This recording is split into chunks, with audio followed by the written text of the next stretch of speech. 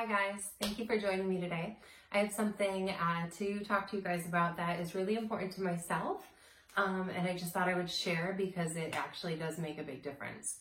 So sometimes when you talk about something, you bring light to it, and then people feel not as alone and not as secluded and isolated, and sometimes that's just how we feel. So today we are going to be talking about carpal tunnel. I have carpal tunnel and I also have issues with my ulnar nerve, but today we're just going to talk about the median nerve.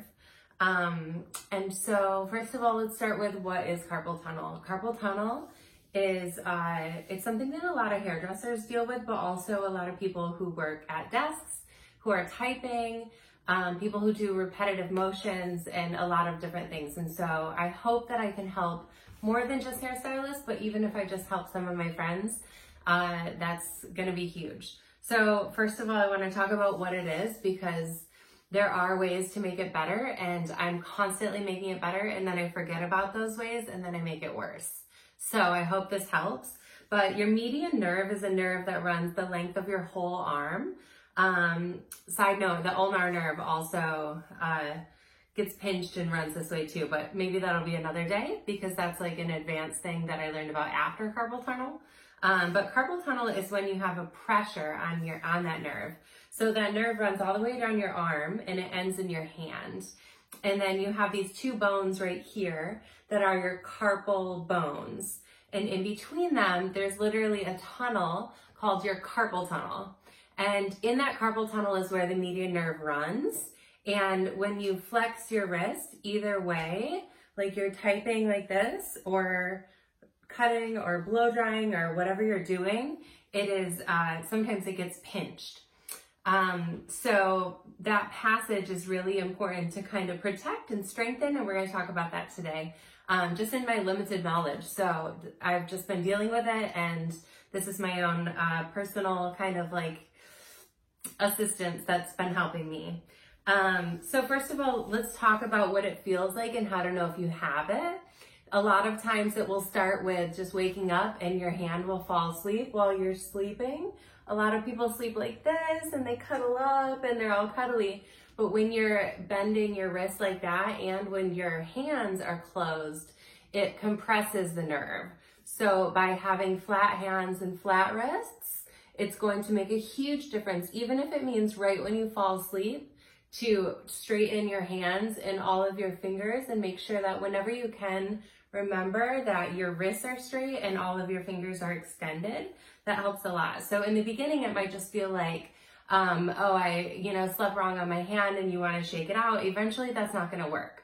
Sometimes it feels like burning. Sometimes it feels like you're getting shocked or electrocuted like over and over. And eventually you'll have weakness. At one point in my journey, I would wake up and I would go to make the bed and my hands wouldn't actually close. So that was like terrifying to me that I would go to grab the blankets and I could only close them like this much. And that was really scary. It would go away in like 5 or 10 minutes, but just the fact that I was like immobile and it wasn't working like was really scary to me. So that's kind of like how you know you have it and what it feels like.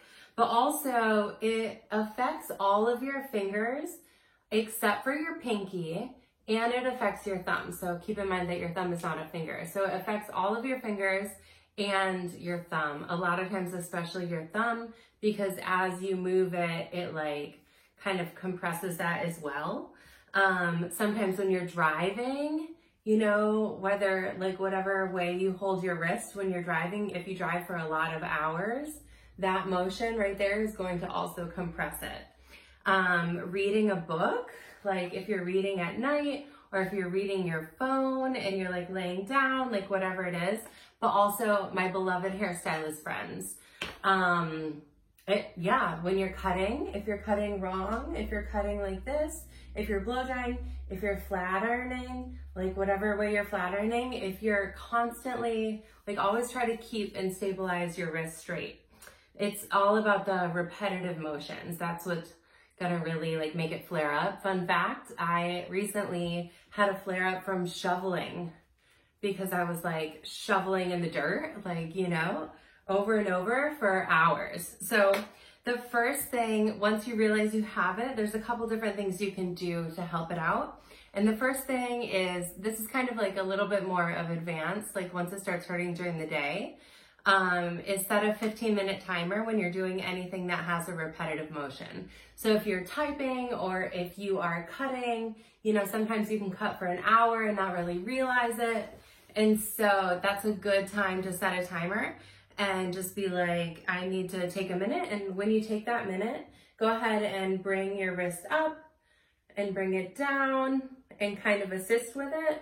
And do that for 10 seconds, and then do the other hand. Whatever you do on one side, you always want to do on the other side. That's my yogi in me, reminding you of that.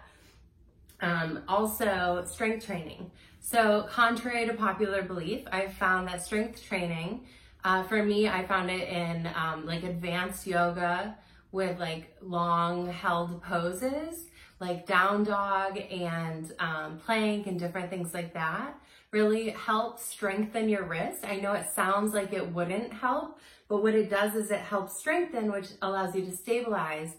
And then the other thing that's really helped me is actually lifting physical weights. So whether it's CrossFit or whether it's just simple like weight training, just lifting weights.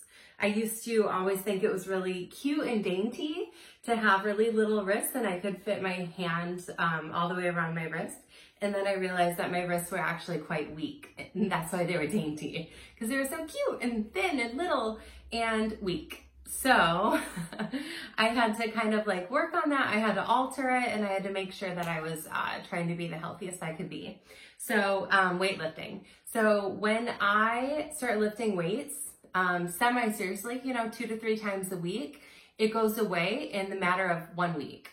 When it hurts and it's bad, I have to immobilize it, which is happening right now because I don't have access to as many weights as I would like, nor do I have a weightlifting regimen. So I start out with this wrist brace. As you can see, like I can still do things, but it has a metal thing right here and a metal thing right here.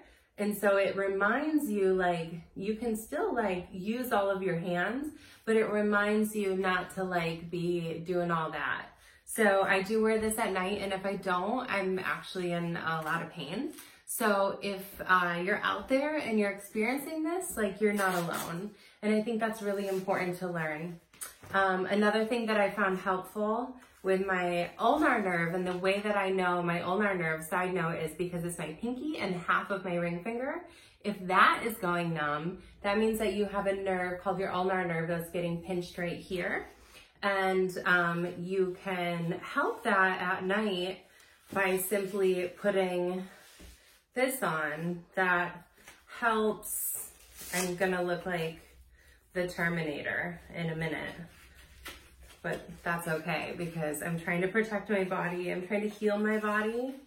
So if you sleep with this on, it doesn't allow you to bend your elbow too much.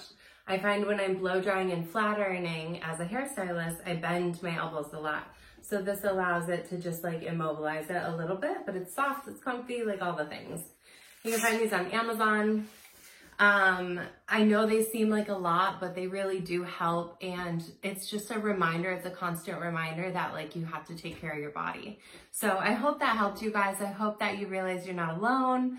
And I hope that we can all figure out how to like, you know, solve our carpal tunnel syndrome issues without surgery, without medication. Like let's band together, let's make a statement, and let's really take care of our bodies.